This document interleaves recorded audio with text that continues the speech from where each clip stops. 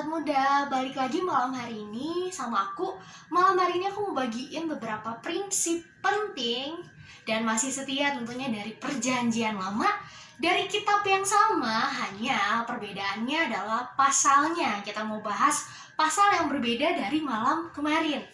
Nah, pada malam hari ini saya akan membahas dari bilangan pasalnya yang ke-13 dan 14. Sebenarnya kedua pasal ini menceritakan bagaimana bangsa Israel diperintahkan Tuhan untuk mengintai, bagaimana Musa sebagai pemimpin berespon, bagaimana 12 pengintai berespon, dan bagaimana bangsa Israel secara keseluruhan berespon. Ini sesuatu yang sangat menarik. Walaupun terkadang membahas perjanjian lama bukanlah sesuatu yang menyenangkan, apalagi kalau kita tidak mengerti konteks perikop ataupun kita tidak menemukan apa yang relevan dari perjanjian lama dengan kehidupan saya saat ini. Banyak orang berpikir mungkin sekarang saya hidup di masa perjanjian baru dan perjanjian lama mungkin tidak ada kaitannya dengan hidup saya. Tapi harus kita ingat, Tuhan Yesus sendiri pernah berkata bahwa kedatangan Dia di dunia ini tidak meniadakan satu iota pun dari hukum Taurat. Dan di mana hukum Taurat terdapat perjanjian lama. Dan yang namanya sejarah bukan sekedar berlalu begitu saja.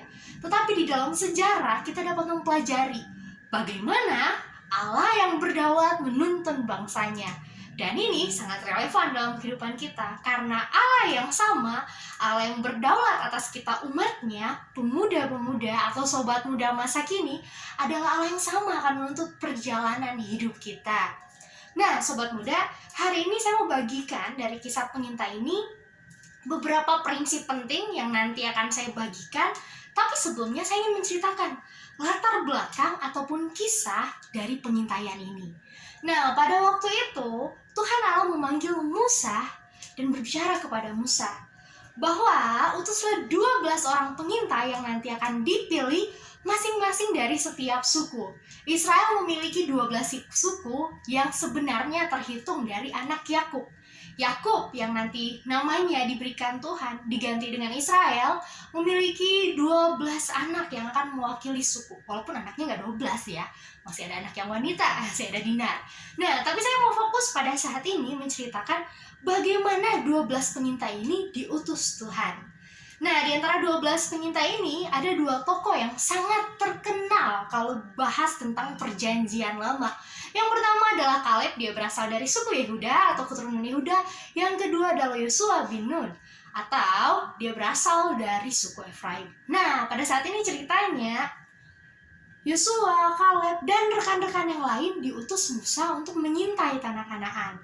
Mereka harus melewati daerah Zin, Heron, Haman, tanah Negeb sampai ke Hebron. Ini daerah-daerah yang akan mereka lalui dalam proses pengintaian. Pesan Musa, ada 3 hal penting yang harus diperhatikan ketika mengintai daerah. Yang pertama, harus memperhatikan bagaimana kondisi penduduk di sana. Apakah penduduknya kuat atau lemah? Yang kedua yang harus diperhatikan selain kondisi penduduk adalah bagaimana kota tersebut. Zaman dahulu sudah biasa ada benteng-benteng kota atau ada kubu-kubu pertahanan. Kalau mengingat nanti cerita tembok Yeriko, kita pasti akan mengerti tentang tembok-tembok kota atau menara-menara penjaga. Hal yang kedua yang harus diperhatikan adalah hal tersebut. Bagaimana pertahanan kota tersebut. Dan tentunya hal yang ketiga adalah bagaimana kondisi wilayah di sana? Apakah tanahnya subur, gersam, atau seperti apa? Karena ketika suatu kota akan direbut, otomatis bangsa Israel akan tinggal di sana. Dan mereka mayoritas adalah peternak, orang-orang yang mengembalakan kambing domba. Tentunya hidupnya bergantung dengan alam, sehingga harus dilihat apakah alamnya mendukung atau tidak. Dan hasilnya, ini merupakan hasil yang luar biasa ya. Mereka kembali dengan membawa buah anggur setandan yang begitu besar-besar dan itu begitu subur, terlihat sangat enak. Ada madu juga yang dibawa pulang. Ini merupakan sesuatu yang luar biasa. Mereka mengakui bahwa tanah atau sumber daya alam di sana sangatlah baik di tanah Kanaan ini. Tetapi ada 2 masalah. Masalah yang pertama adalah kondisi penduduknya. Ternyata di sana terdapat keturunan orang enak. Atau yang lebih gampang kita kenal adalah keturunan para raksasa, orang-orang yang berbadan besar. Dan kalau disandingkan dengan orang Israel, sangat kecil bangsa Israel terlihat dari orang enak, ataupun sebaliknya, orang Israel akan melihat orang enak sebagai orang raksasa. Enak bukan berarti rasanya enak dimakan ya, tidak demikian. Nah, itu masalah yang pertama. Ternyata yang berdiam di sana bangsa yang kuat. Tidak hanya masalah itu saja, masalah yang kedua yang dihadapi mereka adalah bahwa kota-kota yang ada di daerah Kanaan memiliki kubu yang kokoh atau yang kuat. Dua hal ini merupakan masalah yang besar, karena bangsa Israel bukanlah bangsa yang terlatih untuk berperang. Mereka pada realitanya adalah gembala, ataupun ketika di Mesir, mereka diperbudak. Jadi, mereka bukan orang yang terbiasa untuk mengangkat pedang, senjata, dan berperang. Sesuatu yang berbeda. Ini membuat ketakutan lahir dalam kehidupan bangsa Israel, terkhusus 10 pengintai. Kenapa saya katakan 10 pengintai? Karena disinilah saya akan membahas tentang Kaleb dan Yosua, tentang iman mereka yang saat ini relevan, sangat-sangat relevan malah saya bisa katakan dalam kehidupan kita. Saya memberikan tema pada hari ini adalah iman seorang pemenang. Siapa di antara kita sobat muda yang ingin menjadi seorang pemenang atau memiliki iman seorang pemenang? Karena setiap orang percaya pastinya adalah orang yang memiliki iman kepada Tuhan Yesus Kristus. Iman adalah kita mempercayai apa yang tidak kita lihat, seharusnya.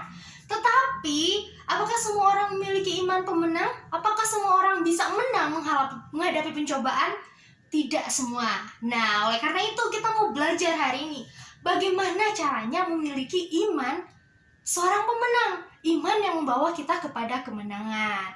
Nah, apa saja ciri-ciri atau apa saja iman yang dapat membawa kita kepada kebenaran atau kemenangan? Yang pertama adalah iman yang melihat pengharapan dalam kesesakan.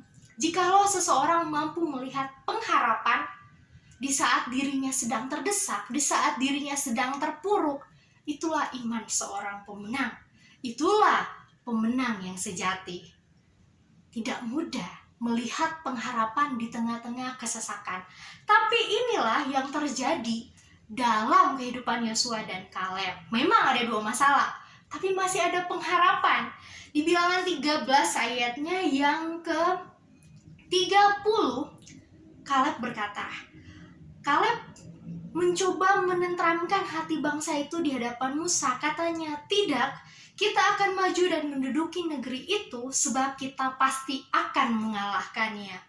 Wow, Kaleb adalah seseorang yang memiliki pengharapan yang besar. Di tengah-tengah kondisi yang tidak semestinya seseorang memiliki pengharapan, kebanding nggak?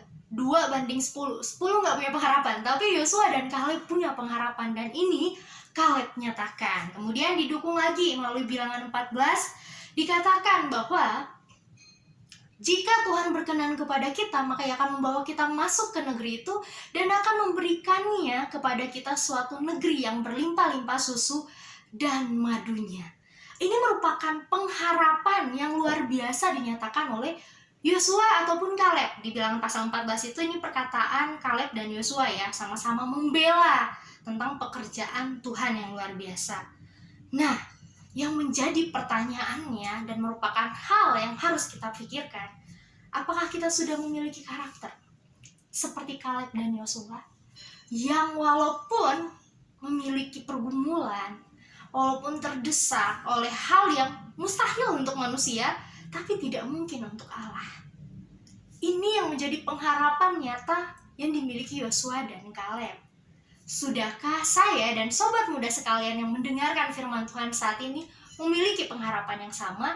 Ketika mungkin gak ada uang buat bayar kuliah, kita terdesak. Ketika kita kehilangan orang-orang yang kita kasihi, sehingga kita harus bertahan hidup sendiri, kita terdesak. Ketika di dalam pekerjaan di kantor kita terhimpit oleh masalah-masalah keuangan dan lain-lain, apakah kita masih memiliki pengharapan? Atau kita dibenci banyak orang? Kita merasa sesak, apakah kita masih memiliki pengharapan di dalam Tuhan?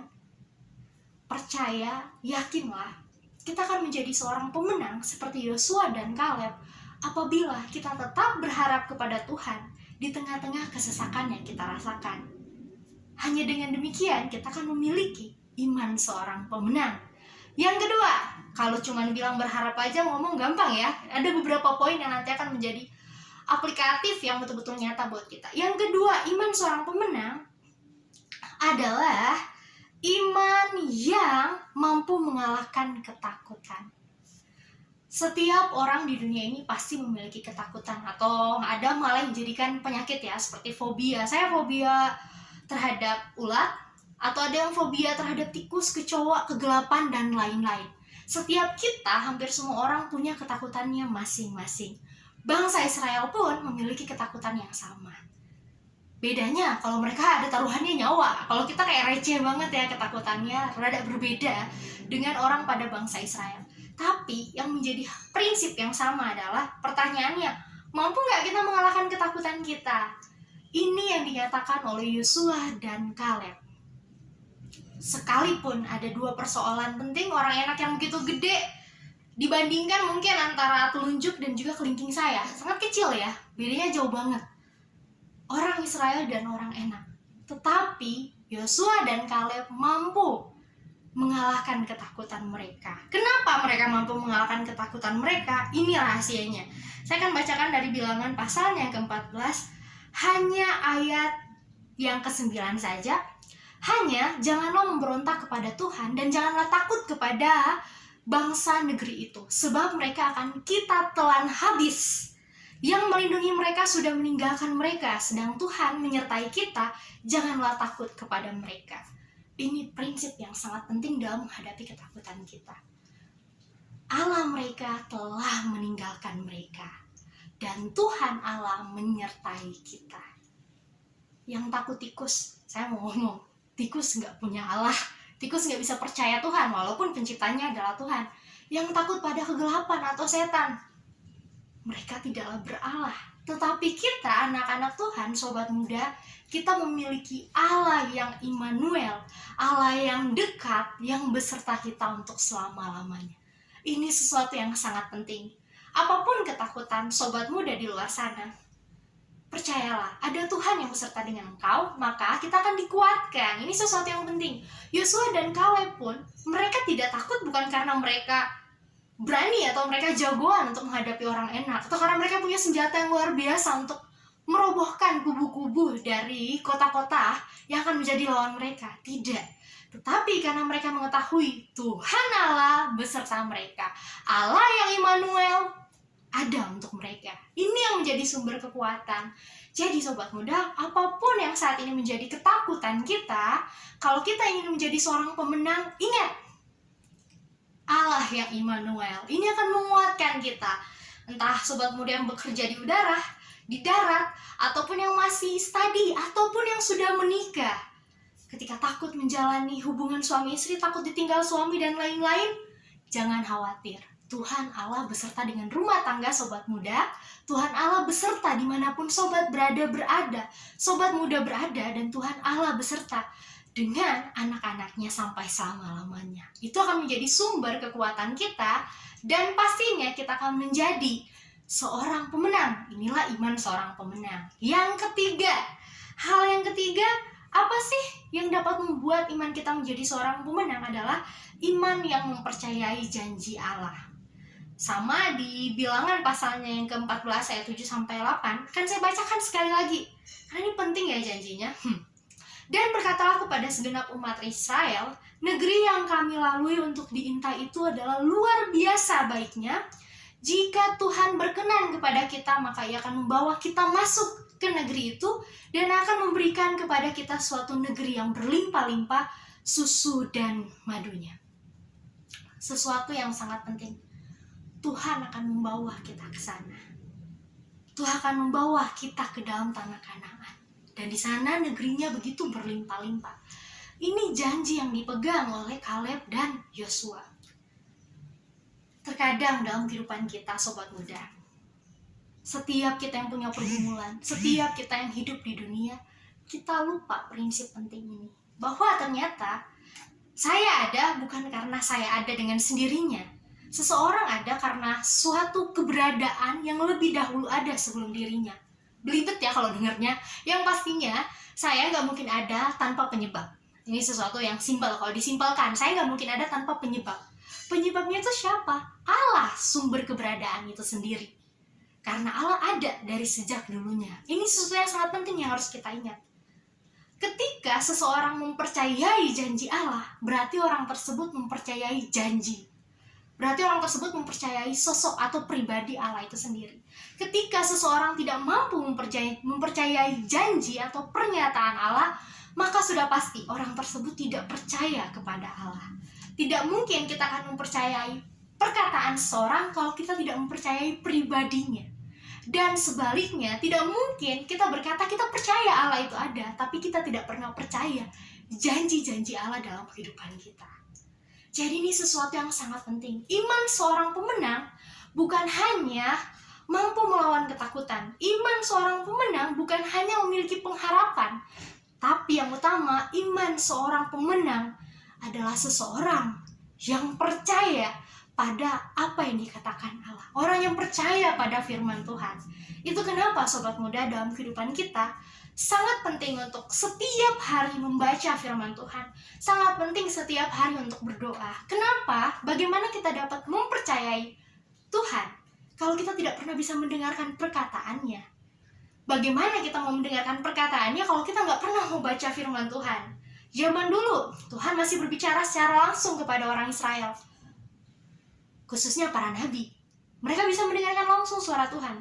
Zaman sekarang tidak semua orang memiliki anugerah untuk diberikan kepekaan Roh Kudus menuntun hidup mereka.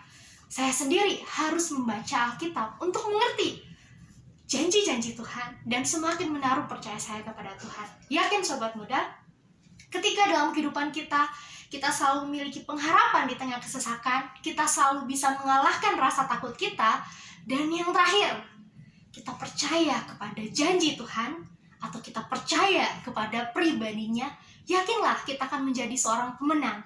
Tidak ada kekuatan apapun, tidak ada kota sekuat apapun, atau sekarang nggak mungkin saya bilang kota ya, tidak ada masalah sebesar apapun yang tidak mampu kita atasi, tidak ada ketakutan semengerikan apapun yang tidak mampu kita atasi. Karena Allah itu ada, dan Allah itu Immanuel. Tuhan Yesus memberkati. Sampai ketemu di video selanjutnya. Jangan lupa di like, kalau perlu di share ke rekan-rekan yang lain, agar kita, sobat muda masa kini, terus bertumbuh di dalam pengenalan yang benar akan Tuhan. Tuhan Yesus memberkati.